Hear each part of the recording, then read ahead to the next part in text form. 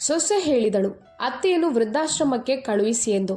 ನಂತರ ವೃದ್ಧ ತಂದೆಯ ಒಂದು ನಿರ್ಧಾರ ಮಗನ ಪ್ರಜ್ಞೆ ತಪ್ಪಿಸಿತು. ಗೆಳೆಯರೆ, ಇದು ಹರಿಯಾಣ ರಾಜ್ಯದ ಪಂಚಕುಲದ ಒಂದು ನೈಜ ಕತೆ. ಅಲ್ಲಿನ ಒಂದು ಮನೆಯಲ್ಲಿ ಸರಳಾದೇವಿ ಬೆಳಗ್ಗೆಯಿಂದ ಅಡುಗೆ ಮನೆಯಲ್ಲಿ ಕೆಲಸ ಮಾಡ್ತಿದ್ರು. ಅವರ ಕೈಗಳು ಹಿಟ್ಟಿನಿಂದ ಕೂಡಿದ್ದವು ಮತ್ತು ಹಣೆಯ ಮೇಲೆ ಬೆವರಿನ ಹನಿಗಳು ಹೊಳೆಯುತ್ತಿದ್ದವು. ಅಷ್ಟರಲ್ಲಿ ಕೋಣೆಯ ಒಳಗಿನಿಂದ ಏರು ಧ್ವನಿ ಕೇಳಿಸಿತು. ಅತ್ತೆ, ಅಡುಗೆ ಆಯ್ತೋ ಇಲ್ವೋ? ಮಧ್ಯಾಹ್ನ 1 ಗಂಟೆಯಾಗಿದೆ. ಇನ್ನೂ ನಿಮ್ಮಿಂದ ಅಡುಗೆ ಮಾಡಲು ಸಾಧ್ಯವಾಗಿಲ್ವಾ? ಇದು ಅವರ ಕಿರಿಯ ಸೊಸೆ ರೀನಾಳ ಧ್ವನಿಯಾಗಿತ್ತು. ಅವಳು ಕೋಣೆಯಲ್ಲಿ ಮಂಚದ ಮೇಲೆ ಮಲಗಿ ಮೊಬೈಲ್ ಬಳಸುತ್ತಿದ್ದಳು. ಸರಳಾದೇವಿ ಅಡುಗೆ ಮನೆಯಿಂದಲೇ ಮೆಲ್ಲಗೆ ಉತ್ತರಿಸಿದರು. ಸೊಸೆ, ಪಲ್ಯ ತಯಾರಾಗಿದೆ. ಈಗ ತಾನೇ ಹಿಟ್ಟು ಕಲಸುತ್ತಿದ್ದೇನೆ. ಸ್ವಲ್ಪ ಹೊತ್ತಿನಲ್ಲಿ ರೊಟ್ಟಿಗಳು ಸಿದ್ಧವಾಗುತ್ತವೆ. ನಿನ್ಗೆ ಬೇಕಿದ್ರೆ ಬಂದು ಊಟ ಬಡಿಸಿಕೊ. ರೀನಾ ತಕ್ಷಣ ಕಿರಿಕಿರಿಗೊಂಡು ಹೇಳಿದಳು. ನಾನ್ಯಾಕೆ ಬಡಿಸಲಿ? ತಟ್ಟೆ ಸಿದ್ಧಪಡಿಸಿ ಕೋಣೆಗೆ ತಂದುಕೊಡಿ. ನಿಮ್ಮ ಕೈಗೇನಾದರೂ ಮೆಹಂದಿ ಹಚ್ಚಿದ್ದೀರಾ? ನನಗೆ ಊಟ ತಂದು ಕೊಡಲು ಆಗೋದಿಲ್ವಾ? ನನಗೆ ತುಂಬ ಹಸಿವಾಗ್ತಿದೆ, ಬೇಗ ಮಾಡಿ. ಸರಳಾದೇವಿ ಸುಮ್ಮನಾದರು. ಅವರು ತಲೆ ತಗ್ಗಿಸಿ ಮತ್ತೆ ಹಿಟ್ಟು ಕಲಸಲು ಶುರು ಮಾಡಿದರು. ಅಷ್ಟರಲ್ಲಿ ಒಳಗಿನ ಕೋಣೆಯಿಂದ ಒಂದು ಕ್ಷೀಣವಾದ ಧ್ವನಿ ಕೇಳಿಸಿತು. ಸರಳ, ತುಂಬ ಹಸಿವಾಗ್ತಿದೆ. ಡಾಕ್ಟರ್ ಮಾತ್ರೆಗಳನ್ನು ಊಟದ ನಂತರ ತೆಗೆದುಕೊಳ್ಳಲು ಹೇಳಿದ್ದರು. ಮೊದಲು ಊಟ ಕೊಡು. ಇದು ಅವರ ಪತಿ ಗೋಪಾಲ್ ಬಾಬು ಅವರ ಧ್ವನಿಯಾಗಿತ್ತು. ಅವರು ಹಲವು ತಿಂಗಳುಗಳಿಂದ ಅನಾರೋಗ್ಯದಿಂದ ಬಳಲುತ್ತಿದ್ದರು. ಬೆಳಗ್ಗೆಯಷ್ಟೇ ಸರಳಾದೇವಿ ಅವರನ್ನು ಡಾಕ್ಟರ್ ಹತ್ತಿರ ಕರೆದುಕೊಂಡು ಹೋಗಿದ್ದರು. ಹಾಗಾಗಿ ಅಡುಗೆ ಮಾಡಲು ಸ್ವಲ್ಪ ತಡವಾಗಿತ್ತು. ಗೋಪಾಲ್ ಬಾಬು ಅವರ ಧ್ವನಿ ಕೇಳಿದ ತಕ್ಷಣ ರೀನಾ ಕೋಣೆಯಿಂದ ಹೊರಬಂದು ಅಡುಗೆ ಮನೆಯ ಬಾಗಿಲಲ್ಲಿ ಬಂದು ನಿಂತಳು. ಅವಳ ಮುಖದಲ್ಲಿ ಕೋಪ ಎದ್ದು ಕಾಣುತ್ತಿತ್ತು. ಅವಳು ಕಣ್ಣು ಕೆಂಪು ಮಾಡುತ್ತಾ ಹೇಳಿದಳು, ಅತ್ತೆ, ಆ ಮುದಿ ಮನುಷ್ಯ ಒಳಗಿನಿಂದ ಕಿರಿಚ್ತಿದ್ದಾನೆ. ಮೊದಲು ಅವನಿಗೆ ಒಂದು ರೊಟ್ಟಿ ಕೊಟ್ಟು ಬನ್ನಿ. ಆ ಮುದಿ ಮನುಷ್ಯ ನನ್ನ ಜೀವನವನ್ನೇ ನರಕ ಮಾಡಿದ್ದಾನೆ. ಸರಳಾದೇವಿ ತಲೆ ಎತ್ತಿ ಸೊಸೆಯ ಕಡೆ ನೋಡಿದರು. ಆದರೆ ಏನೂ ಮಾತನಾಡಲಿಲ್ಲ. ರೀನಾ ಮಾತನಾಡುತ್ತಲೇ ಹೋದಳು. ಪ್ರತಿ ವಾರ ಡಾಕ್ಟರ್ ಹತ್ರ ಕರೆದುಕೊಂಡು ಹೋಗಿ ಮದ್ದನ್ನು ಕೊಡಿ, ಸಮಯಕ್ಕೆ ಸರಿಯಾಗಿ ಊಟ ಕೊಡಿ. ಅದರ ಮೇಲೆ ಇಡೀ ದಿನ ಗುಣುಗುತ್ತಿರ್ತಾರೆ. ನನ್ನ ತವರು ಮನೆಯವರನ್ನು ಕೂಡ ನಾನು ಮನೆಗೆ ಕರೆಯಲು ಆಗ್ತಿಲ್ಲ. ಒಂದು ವೇಳೆ ಅವರು ಇವರ ಸ್ಥಿತಿಯನ್ನು ನೋಡಿದರೆ ಏನೆಂದುಕೊಂಡಾರು? ನನ್ನ ತಂದೆ ಅಷ್ಟು ದೊಡ್ಡ ಆಫೀಸರ್, ಆದರೆ ನನಗೆ ಅತ್ತೆ ಮನೆಯಲ್ಲಿ ಇಂತಹ ದರಿದ್ರ ಜನರು ಸಿಕ್ಕಿದ್ದಾರೆ. ಸೊಸೆಯ ಕಹಿ ಮಾತುಗಳನ್ನು ಕೇಳಿ ಸರಳಾದೇವಿಯ ಕಣ್ಣಲ್ಲಿ ನೀರು ತುಂಬಿ ಬಂತು. ಅವರು ಸುಮ್ಮನೆ ರೊಟ್ಟಿ ಬೇಯಿಸಿ ಒಂದು ತಟ್ಟೆಯಲ್ಲಿ ಊಟ ಬಡಿಸಿಕೊಂಡು ಪತಿಯ ಕೋಣೆಗೆ ಹೋದರು. ಗೋಪಾಲ್ ಬಾಬು ಹಾಸಿಗೆಯ ಮೇಲೆ ಮಲಗಿದ್ದರು. ಅವರ ಮುಖದಲ್ಲಿ ಅತಿಯಾದ ಸುಸ್ತು ಕಾಣುತ್ತಿತ್ತು. ಸರಳಾದೇವಿ ಅವರಿಗೆ ಆಸರೆ ನೀಡಿ ಕೂರಿಸಿದರು ಮತ್ತು ಮೆಲ್ಲಗೆ ಊಟ ಮಾಡಿಸಲು ಶುರು ಮಾಡಿದರು. ಗೋಪಾಲ್ ಬಾಬು ಪತ್ನಿಯ ಕಣ್ಣಲ್ಲಿ ನೀರನ್ನು ಗಮನಿಸಿದರು. ಅವರು ಮೃದು ಧ್ವನಿಯಲ್ಲಿ ಕೇಳಿದರು, ಮತ್ತೆ ಸೊಸೆಯೇನಾದರೂ ಅಂದ್ಲ? ಸರಳಾದೇವಿ ನಗುವಿನ ಪ್ರಯತ್ನ ಮಾಡುತ್ತಾ ಹೇಳಿದರು, ಇಲ್ಲ, ಏನೂ ಹೇಳಿಲ್ಲ. ಆದರೆ ಅವರ ಮುಖದ ಬೇಸರ ಎಲ್ಲವನ್ನೂ ಹೇಳುತ್ತಿತ್ತು. ಗೋಪಾಲ್ ಬಾಬು ದೀರ್ಘವಾಗಿ ನಿಟ್ಟುಸಿರು ಬಿಟ್ಟು ಹೇಳಿದರು, ನಾವಿಬ್ಬರು ಈ ಮನೆಯಲ್ಲಿ ಹೊರೆಯಾಗಿದ್ದೇವೆ ಅಂತ ಅನ್ನಿಸ್ತದೆ. ಸರಳಾದೇವಿ ತಕ್ಷಣ ಹೇಳಿದರು, ಹಾಗೆನ್ಬೇಡಿ. ಮಕ್ಕಳು ಅಂದಮೇಲೆ ಕೆಲವೊಮ್ಮೆ ಕೋಪದಲ್ಲಿ ಮಾತನಾಡ್ತಾರೆ. ಆದರೆ ಒಳಗಿನಿಂದ ಅವರ ಹೃದಯ ಒಡೆದು ಹೋಗಿತ್ತು. ಅವರು ಯೋಚಿಸತೊಡಗಿದರು. ನಾನು ಬೆಳಗ್ಗೆಯಿಂದ ರಾತ್ರಿಯವರೆಗೆ ಮನೆಯ ಎಲ್ಲ ಕೆಲಸ ಮಾಡುತ್ತೇನೆ. ಸೊಸೆಗೆ ಕೋಣೆಗೆ ಊಟ ತಂದು ಕೊಡುತ್ತೇನೆ. ನನ್ನ ಅನಾರೋಗ್ಯದ ಪತಿಯ ಸೇವೆಯನ್ನು ಮಾಡುತ್ತೇನೆ. ಆದರೂ ಈ ಮನೆಯಲ್ಲಿ ನನಗಾಗಲಿ ನನ್ನ ಪತಿಗಾಗಲಿ ಯಾವುದೇ ಗೌರವವಿಲ್ಲ. ಒಂದು ಕಾಲದಲ್ಲಿ ಈ ಮನೆ ಅವರದ್ದಾಗಿತ್ತು. ಆದರೆ ಸೊಸೆ ಬಂದ ಮೇಲೆ ಈಗ ಅವರಿಗೆ ಇದೇ ಮನೆ ಪರಕೀಯವಾಗಿತ್ತು. ರೀನಾ ಆಗಾಗ್ಗೆ ಹೇಳುತ್ತಿದ್ದಳು, ಈ ಮುದಿ ಮನುಷ್ಯನನ್ನು ವೃದ್ಧಾಶ್ರಮಕ್ಕೆ ಕಳುಹಿಸಿ. ಇಡೀ ದಿನ ಅನಾರೋಗ್ಯದ ನಾಟಕ ಮಾಡುತ್ತಿರುತ್ತಾನೆ. ಮೊದಲು ಸರಳಾದೇವಿ ಈ ಮಾತುಗಳನ್ನು ಅಲಕ್ಷಿಸುತ್ತಿದ್ದರು. ಆದರೆ ಇಂದು ಸೊಸೆಯ ಮಾತುಗಳು ಅವರ ಹೃದಯಕ್ಕೆ ಬಾಣದಂತೆ ನಾಟಿದವು. ಆ ರಾತ್ರಿ ಸರಳಾದೇವಿಗೆ ತಡವಾಗಿ ನಿದ್ರೆ ಬರಲಿಲ್ಲ. ಅವರು ಮಲಗಿದ್ದ ಪತಿಯನ್ನ ನೋಡುತ್ತಾ ಯೋಚಿಸುತ್ತಿದ್ದರು. ಯಾವ ಮನುಷ್ಯ ಇಡೀ ಜೀವನ ಕಷ್ಟಪಟ್ಟು ಈ ಮನೆಯನ್ನ ಕಟ್ಟಿದನೋ ಇಂದು ಅದೇ ಮನುಷ್ಯನಿಗೆ ಈ ಮನೆಯಲ್ಲಿ ಜಾಗವಿಲ್ಲ. ಮರುದಿನ ಸೂರ್ಯ ಉದಯಿಸಿದಾಗ ಸರಳಾದೇವಿ ಒಂದು ನಿರ್ಧಾರ ಮಾಡಿದ್ದರು. ಅವರು ಸುಮ್ಮನೆ ಒಂದು ಬ್ಯಾಗ್ನಲ್ಲಿ ತಮ್ಮ ಮತ್ತು ತಮ್ಮ ಪತಿಯ ಬಟ್ಟೆಗಳನ್ನು ಇಟ್ಟುಕೊಂಡರು. ನಂತರ ಗೋಪಾಲ್ ಬಾಬು ಅವರಿಗೆ ಆಶ್ರಯ ನೀಡಿ ಮನೆಯಿಂದ ಹೊರಗೆ ಕರೆದೊಯ್ಯತೊಡಗಿದರು. ಅದೇ ಸಮಯದಲ್ಲಿ ರೀನಾ ಕೋಣೆಯಿಂದ ಹೊರಬಂದಳು. ಸರಳಾದೇವಿ ಕೈಯಲ್ಲಿ ಬ್ಯಾಗ್ ಹಿಡಿದು ಗೋಪಾಲ್ ಬಾಬು ಅವರನ್ನ ಕರೆದುಕೊಂಡು ಹೋಗುತ್ತಿರುವುದನ್ನು ಕಂಡು ಆಶ್ಚರ್ಯದಿಂದ ಕೇಳಿದಳು, ಅತ್ತೆ, ಈ ಸಾಮಾನುಗಳನ್ನು ಹಿಡಿದು ಎಲ್ಲಿಗೆ ಹೋಗ್ತಿದ್ದೀರಿ? ಸರಳಾದೇವಿ ಶಾಂತ ಸ್ವರದಲ್ಲಿ ಹೇಳಿದರು, ಸೊಸೆ, ನೀನಿವರನ್ನ ವೃದ್ಧಾಶ್ರಮಕ್ಕೆ ಕಳುಹಿಸುವಂತ ಹೇಳುತ್ತಿದ್ಯಲ್ವಾ? ಅದಕ್ಕೆ ಇವರನ್ನ ವೃದ್ಧಾಶ್ರಮಕ್ಕೆ ಬಿಟ್ಟು ಬರಲು ಹೋಗುತ್ತಿದ್ದೇನೆ. ಇದನ್ನು ಕೇಳಿದ ತಕ್ಷಣ ರೀನಾ ಮುಖದಲ್ಲಿ ನಗು ಅರಳಿತು. ಅವಳು ಖುಷಿಯಿಂದ ಹೇಳಿದ, ಅರೆ ವಾ ಅತ್ತೆ, ನೀವು ತುಂಬಾ ಒಳ್ಳೆಯ ನಿರ್ಧಾರ ಮಾಡಿದ್ದೀರಿ. ಬೇಗ ಇವರನ್ನ ಬಿಟ್ಟು ವಾಪಸ್ ಬನ್ನಿ. ಇಂದಿನ ಈ ಸಂತೋಷಕ್ಕಾಗಿ ಬೆಳಗಿನ ತಿಂಡಿಯನ್ನು ನಾನೇ ಮಾಡುತ್ತೇನೆ, ಆದರೆ ಮಧ್ಯಾಹ್ನದ ಅಡುಗೆ ನೀವೇ ಮಾಡಬೇಕು. ಸರಳಾದೇವಿ ಮೊದಲ ಬಾರಿಗೆ ಸೊಸೆಯ ಕಣ್ಣಲ್ಲಿ ಕಣ್ಣಿಟ್ಟು ನೇರವಾಗಿ ಹೇಳಿದರು. ಸೊಸೆ, ಈಗ ನೀನು ಅಡುಗೆ ಮಾಡುವ ಹವ್ಯಾಸ ಬೆಳೆಸಿಕೊಳ್ಬೇಕಾಗುತ್ತದೆ. ಯಾಕಂದರೆ ನಾನು ಮತ್ತೆ ವಾಪಸ್ ಬರೋದಿಲ್ಲ. ರೀನಾ ಬೆಚ್ಚಿ ಬಿದ್ದಳು. ಅದರ ಅರ್ಥ ಏನು ಎಂದು ಅವಳು ಕೋಪದಿಂದ ಕೇಳಿದಳು. ಸರಳಾದೇವಿ ದೃಢವಾದ ಧ್ವನಿಯಲ್ಲಿ ಹೇಳಿದರು. ನನ್ನ ಪತಿ ಎಲ್ಲಿರ್ತಾರೋ ನಾನು ಕೂಡ ಅಲ್ಲೇ ಇರುತ್ತೇನೆ. ಅವರು ವೃದ್ಧಾಶ್ರಮದಲ್ಲಿ ಇದ್ರೆ ನಾನು ಕೂಡ ಅವರ ಜೊತೆ ಅಲ್ಲೇ ಇರುತ್ತೇನೆ. ರೀನಾ ಕೋಪದಿಂದ ಕಿರುಚಿದಳು. ನೀವೆಲ್ಲಿಗೂ ಹೋಗುವಂತಿಲ್ಲ. ನೀವು ಈ ಮನೆಯಲ್ಲೇ ಇರಬೇಕು. ಮನೆ ಕೆಲಸ ಯಾರು ಮಾಡ್ತಾರೆ? ಸರಳಾದೇವಿಯ ಕಣ್ಣಲ್ಲಿ ಮೊದಲ ಬಾರಿಗೆ ದೃಢತೆ ಕಂಡಿತು. ಅವರು ಹೇಳಿದರು, ನಾನು ನನ್ನ ಪತಿಯ ಜೊತೆ ಸುಖದಲ್ಲಿದ್ದ ಮೇಲೆ ಕಷ್ಟದಲ್ಲೂ ಇರುತ್ತೇನೆ. ನಾನವರನ್ನು ಒಂಟಿಯಾಗಿ ಬಿಡಲಾರೆ. ಹೀಗೆ ಹೇಳಿ ಅವರು ಪತಿಯ ಕೈ ಹಿಡಿದು ಮನೆಯಿಂದ ಹೊರ ಬಂದರು. ರೀನಾ ಬಾಗಿಲಲ್ಲಿ ನಿಂತು ಕೋಪದಿಂದ ಅವರು ಹೋಗೋದನ್ನೇ ನೋಡುತ್ತಿದ್ದಳು. ಸರಳಾದೇವಿ ನಿಧಾನವಾಗಿ ಪತಿಗೆ ಆಸರೆ ನೀಡಿ ರಸ್ತೆಯಲ್ಲಿ ನಡೆಯುತ್ತಿದ್ದರು. ಸ್ವಲ್ಪ ದೂರ ಹೋದ ಮೇಲೆ ಇಬ್ಬರು ಒಂದು ಮರದ ಕೆಳಗೆ ಕುಳಿತರು. ಸುಸ್ತಿನಿಂದ ಸರಳಾದೇವಿಯ ಉಸಿರಾಟ ವೇಗವಾಗಿತ್ತು. ಮರದ ನೆರಳಿನಲ್ಲಿ ಕುಳಿತುಕೊಳ್ಳುತ್ತಿದ್ದಂತೆಯೇ ಅವರ ಮನಸ್ಸಿನಲ್ಲಿ ಹಳೆಯ ನೆನಪುಗಳು ಮರುಕಳಿಸಿದವು. ಇಂದು ಯಾವ ಮಕ್ಕಳಿಗಾಗಿ ಅವರು ಇಡೀ ಜೀವನವನ್ನ ಸವೆಸಿದರೋ ಅದೇ ಮಕ್ಕಳು ಇಂದು ಅವರನ್ನ ಹೊರೆ ಅಂತ ಭಾವಿಸುತ್ತಾರೆ ಎಂದು ಅವರು ಯೋಚಿಸತೊಡಗಿದರು. ಆಗ ಅವರ ಕಣ್ಣ ಮುಂದೆ ವರ್ಷಗಳ ಹಿಂದಿನ ದೃಶ್ಯಗಳು ಒಂದೊಂದಾಗಿ ಬಂದವು. ಅಂದು ಗೋಪಾಲ್ ಬಾಬು ತಮ್ಮ ಇಬ್ಬರು ಪುಟ್ಟ ಮಕ್ಕಳ ಕೈ ಹಿಡಿದು ಹಳ್ಳಿಯಿಂದ ನಗರಕ್ಕೆ ಬಂದಿದ್ದರು. ಸರಳಾದೇವಿಗೆ ಆ ದಿನ ಇಂದಿಗೂ ಹಸಿರಾಗಿ ನೆನಪಿದೆ. ಆ ಸಮಯದಲ್ಲಿ ಅವರ ಹತ್ತಿರ ಹಣವೂ ಇರಲಿಲ್ಲ, ಯಾವುದೇ ಬೆಂಬಲವೂ ಇರಲಿಲ್ಲ. ಕೇವಲ ಗೋಪಾಲ್ ಬಾಬು ಅವರ ಹೃದಯದಲ್ಲಿ ಒಂದು ಕನಸಿತ್ತು. ತಮ್ಮ ಮಕ್ಕಳು ಕಾರ್ಮಿಕರಾಗಬಾರ್ದು, ಓದಿ ದೊಡ್ಡ ಮನುಷ್ಯರಾಗಬೇಕು ಎಂದು. ನಗರಕ್ಕೆ ಬಂದ ಮೇಲೆ ಅವರು ಬಾಡಿಗೆಗೆ ಒಂದು ಸಣ್ಣ ಕೋಣೆಯನ್ನ ಪಡೆದಿದ್ದರು. ಕೋಣೆಯಲ್ಲಿ ಒಂದು ಮುರಿದ ಮಂಚ, ಒಂದು ಒಲೆ ಮತ್ತು 2 ಪಾತ್ರೆಗಳಿದ್ದವು ಅಷ್ಟೇ. ಆದರೆ ಆ ಸಣ್ಣ ಕೋಣೆಯಲ್ಲಿ ನಿರೀಕ್ಷೆಗಳು ತುಂಬಾ ದೊಡ್ಡದಿದ್ದವು.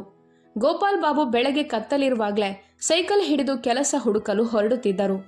ಎಲ್ಲಿ ಕೂಲಿ ಕೆಲಸ ಸಿಗುತ್ತದೆಯೋ ಅಲ್ಲಿ ಇಡೀ ದಿನ ಕೆಲಸ ಮಾಡಿ ರಾತ್ರಿ ಸುಸ್ತಾಗಿ ಮನೆಗೆ ಮರಳುತ್ತಿದ್ದರು.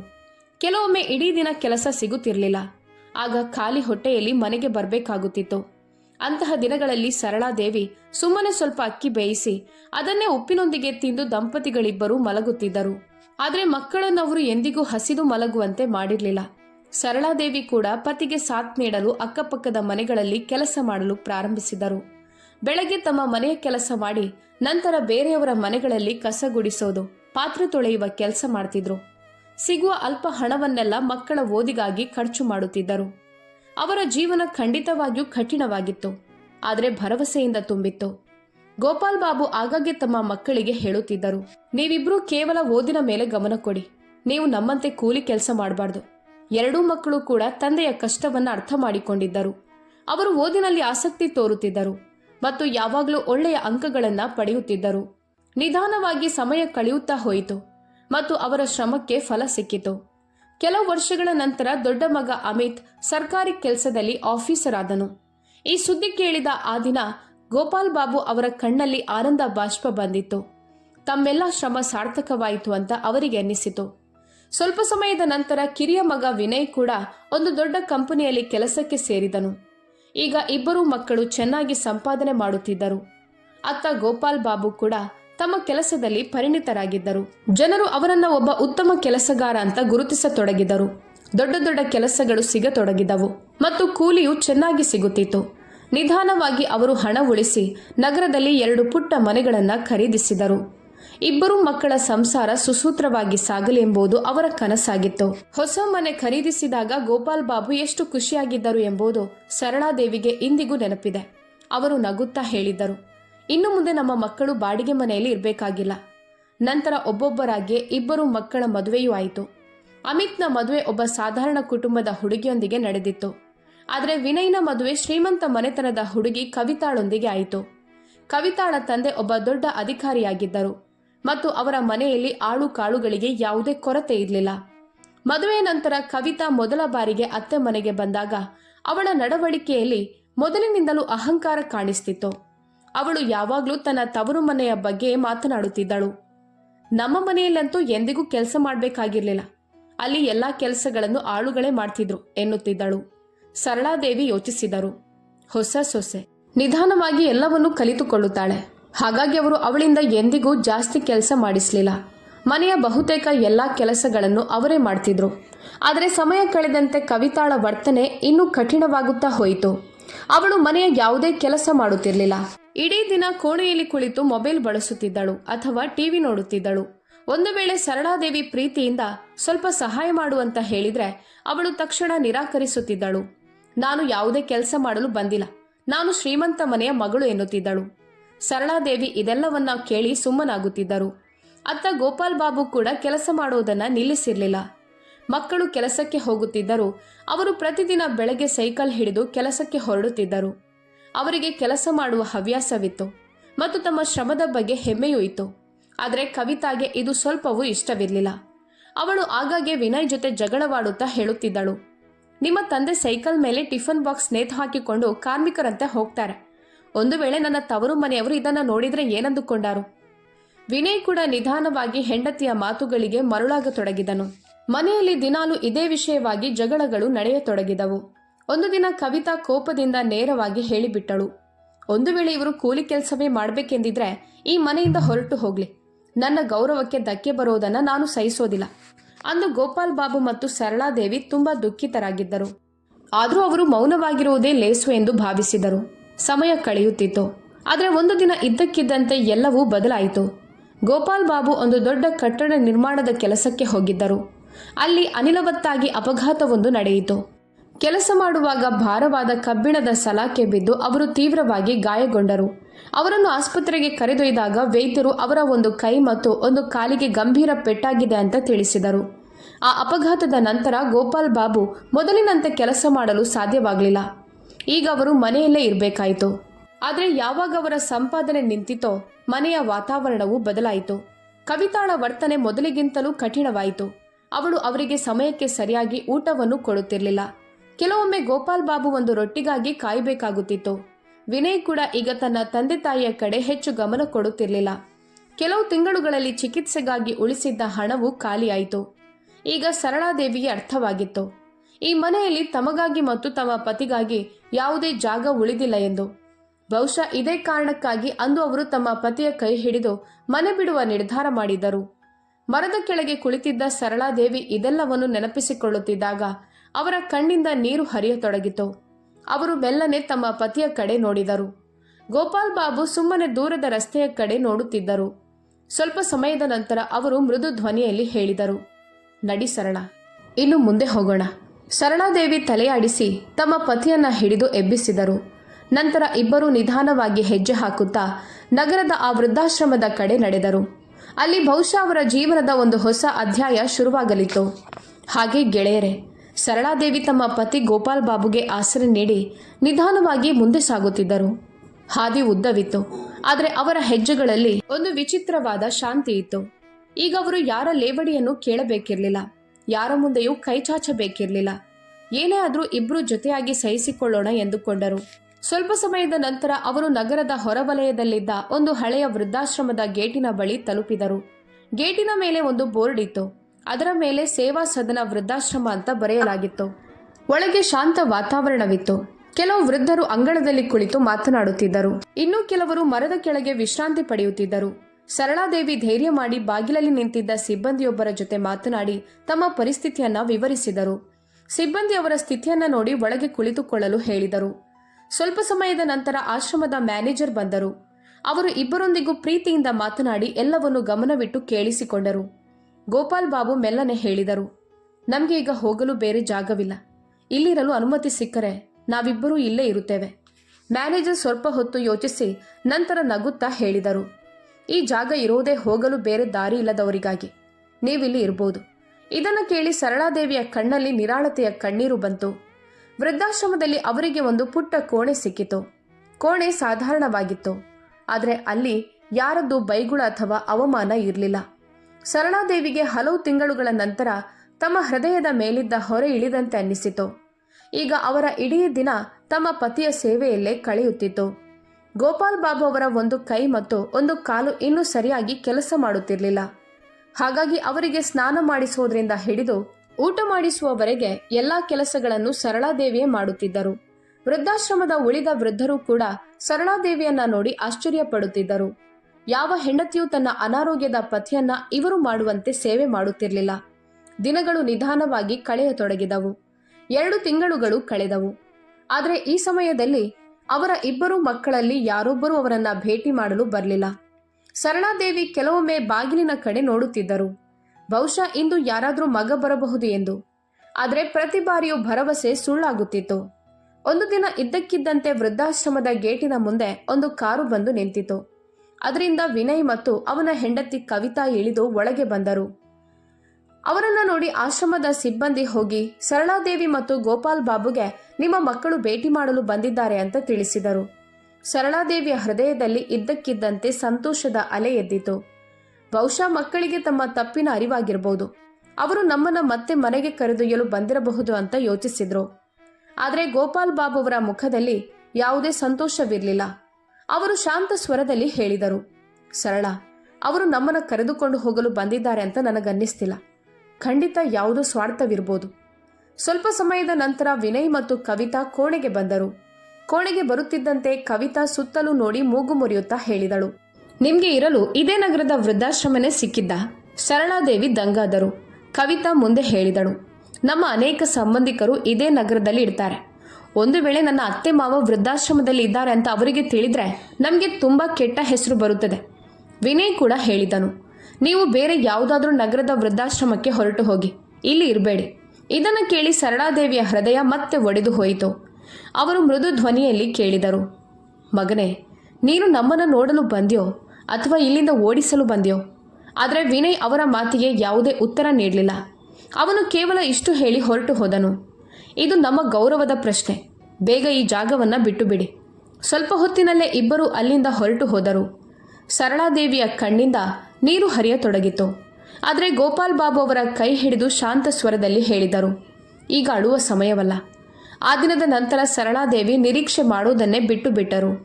ಅತ್ತ ಗೋಪಾಲ್ ಬಾಬು ನಿಧಾನವಾಗಿ ಚೇತರಿಸಿಕೊಳ್ಳತೊಡಗಿದರು. ಆಶ್ರಮದ ಜನರ ಸಹಾಯ ಮತ್ತು ಸರಳಾದೇವಿಯ ಆರೈಕೆ ಸೇವೆಯಿಂದ ಅವರ ಆರೋಗ್ಯ ಮೊದಲಿಗಿಂತ ಸಾಕಷ್ಟು ಸುಧಾರಿಸಿತು. ಈಗ ಅವರು ನಿಧಾನವಾಗಿ ನಡೆಯಲು ಕೂಡ ಶುರು ಮಾಡಿದ್ದರು. ಒಂದು ದಿನ ವೃದ್ಧಾಶ್ರಮದ ಹತ್ತಿರ ಹೊಸ ಕಟ್ಟಡವೊಂದರ ನಿರ್ಮಾಣವಾಗುತ್ತಿತ್ತು. ಗೋಪಾಲ್ ಬಾಬು ಪ್ರತಿದಿನ ಅಲ್ಲಿ ನಿಂತು ಕೆಲಸ ನಡೆಯುವುದನ್ನು ನೋಡುತ್ತಿದ್ದರು. ಒಂದು ದಿನ ಕಾರ್ಮಿಕರು ಒಂದು ದೊಡ್ಡ ತಪ್ಪು ಮಾಡುತ್ತಿರುವುದನ್ನು ಅವರು ಗಮನಿಸಿದರು. ಕೆಲಸ ಹಾಗೆ ಮುಂದುವರಿದರೆ ಇಡೀ ಗೋಡೆ ಕುಸಿದು ಬೀಳುವ ಸಾಧ್ಯತೆ ಇತ್ತು. ಅವರು ಹತ್ತಿರ ಹೋಗಿ ಗುತ್ತಿಗೆದಾರನಿಗೆ ಹೇಳಿದರು, ಒಂದು ವೇಳೆ ಈ ಕೆಲಸ ಹೀಗೆ ಮುಂದುವರೆದರೆ ಕಟ್ಟಡ ದುರ್ಬಲವಾಗುತ್ತದೆ. ಮೊದಲು ಗುತ್ತಿಗೆದಾರ ಅವರ ಮಾತನ್ನ ಗಮನಿಸಲಿಲ್ಲ. ಆದರೆ ಗೋಪಾಲ್ ಬಾಬು ವಿವರವಾಗಿ ವಿವರಿಸಿದಾಗ ಅವನು ಬೆರಗಾದನು. ಗೋಪಾಲ್ ಬಾಬು ಹೇಳಿದ ರೀತಿಯಲ್ಲೇ ಅವನು ತಕ್ಷಣ ಕೆಲಸ ಮಾಡಿಸಿದನು. ಸ್ವಲ್ಪ ಹೊತ್ತಿನಲ್ಲಿ ಸಮಸ್ಯೆ ಬಗೆಹರಿಯಿತು. ಗುತ್ತಿಗೆದಾರ ತುಂಬಾ ಸಂತೋಷಪಟ್ಟನು. ಅವನು ಹೇಳಿದನು, ನಿಮ್ಗೆ ಈ ಕೆಲಸದ ಬಗ್ಗೆ ತುಂಬಾ ಜ್ಞಾನವಿದೆ. ಗೋಪಾಲ್ ಬಾಬು ನಗುತ್ತಾ ಹೇಳಿದರು, ಇಡೀ ಜೀವನವನ್ನ ಇದೇ ಕೆಲಸದಲ್ಲಿ ಕಳೆದಿದ್ದೇನೆ. ಗುತ್ತಿಗೆದಾರ ತಕ್ಷಣವೇ, ನೀವು ಇಚ್ಛಿಸಿದರೆ ಈ ಯೋಜನೆಯಲ್ಲಿ ನನಗೆ ಸಹಾಯ ಮಾಡಬಹುದು. ಕೆಲಸ ಸರಿಯಾಗಿ ನಡೆಯುತ್ತಿದೆಯಾ ಅಥವಾ ಇಲ್ವಾ ಅಂತ ನೀವು ಕುಳಿತು ನೋಡಿದ್ರೆ ಸಾಕು. ಇದಕ್ಕೆ ಬದಲಾಗಿ ನಾನು ನಿಮಗೆ ಒಳ್ಳೆಯ ಸಂಭಾವನೆ ನೀಡುತ್ತೇನೆ ಎಂದನು. ಗೋಪಾಲ್ ಬಾಬು ಸ್ವಲ್ಪ ಹೊತ್ತು ಯೋಚಿಸಿ ನಂತರ ಒಪ್ಪಿಕೊಂಡರು. ಅವರಿಗೆ ಮತ್ತೆ ಕೆಲಸ ಮಾಡುವ ಅವಕಾಶ ಸಿಗುತ್ತಿತ್ತು. ಹೀಗೆ ನಿಧಾನವಾಗಿ 1 ವರ್ಷ ಕಳೆಯಿತು. ಈಗ ಗೋಪಾಲ್ ಬಾಬು ಮೊದಲಿಗಿಂತ ಹೆಚ್ಚು ಆತ್ಮವಿಶ್ವಾಸ ಬೆಳೆಸಿಕೊಂಡಿದ್ದರು. ಅವರ ಬಳಿ ಸ್ವಲ್ಪ ಹಣವೂ ಜಮೆಯಾಗಿತ್ತು. ಒಂದು ಸಂಜೆ ಅವರು ಆಶ್ರಮದ ಅಂಗಳದಲ್ಲಿ ಕುಳಿತಿದ್ದರು. ಸರಳಾದೇವಿ ಅವರ ಬಳಿ ಬಂದಾಗ ಅವರು ನಗುತ್ತಾ ಹೇಳಿದರು, ಸರಳ, ನಾನೊಂದು ನಿರ್ಧಾರ ಮಾಡಿದ್ದೇನೆ. ಸರಳಾದೇವಿ ಆಶ್ಚರ್ಯದಿಂದ, ಯಾವ ನಿರ್ಧಾರ ಎಂದು ಕೇಳಿದರು. ಗೋಪಾಲ್ ಬಾಬು ಮೆಲ್ಲನೆ ಹೇಳಿದರು, ಇಡೀ ಜೀವನ ನಾವು ಮಕ್ಕಳಿಗಾಗಿ ಬದುಕಿದೆವು. ಈಗ ವೃದ್ಧಾಪ್ಯದಲ್ಲಿ ಸ್ವಲ್ಪ ನನಗಾಗಿ ಮತ್ತು ನಿನಗಾಗಿ ಬದುಕಲು ಬಯಸುತ್ತೇನೆ. ಸರಳಾದೇವಿಗೆ ಏನೂ ಅರ್ಥವಾಗಲಿಲ್ಲ. ಗೋಪಾಲ್ ಬಾಬು ನಗುತ್ತಾ, ಕೆಲವು ತಿಂಗಳ ಹಿಂದೆ ನಾನು 2 ಮಕ್ಕಳಿಗೆ ಒಂದು ನೋಟಿಸ್ ಕಳುಹಿಸಿದ್ದೆ. ಇನ್ನು ಮುಂದೆ ಏನಾಗುತ್ತದೆ ಅಂತ ನೋಡು ಎಂದರು.